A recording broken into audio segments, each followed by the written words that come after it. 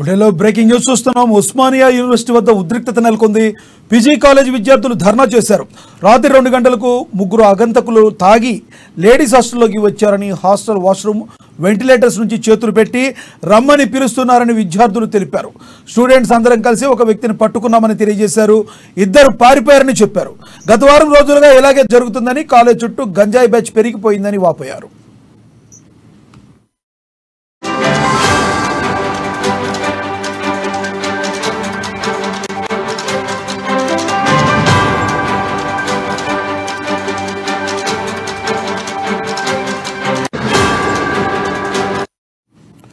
Breaking news చూస్తున్నాం. Osmania university వద్ద ఉద్రిక్తత నెలకొంది. పీజీ కాలేజ్ విద్యార్థులు ధర్నా చేపట్టారు.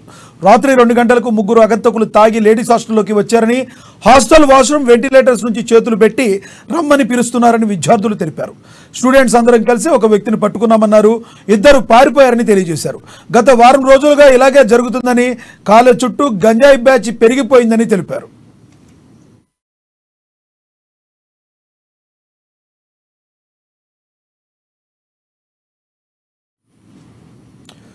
250 మంది విద్యార్థులు ఉండే హాస్టల్కి కేవలం ఒకరే సెక్యూరిటీ గార్డు ఉన్నారని విద్యార్థులు తెలిపారు. వీసీ వచ్చి మాకు పూర్తి భద్రత కల్పించాలని హామీ ఇవ్వాలని డిమాండ్ చేశారు. ధర్నా దగ్గరికి పోలీసులు చేరుకుని వారికి నచ్చజెప్పే ప్రయత్నం చేశారు. ధర్నా వద్దకు వచ్చిన ఓయూ రిజిస్ట్రార్ విద్యార్థులను ధర్నా విరమించమని కోరారు. వీసీ వచ్చే వరకు ధర్నా విరమించబోమన్నారు స్టూడెంట్స్.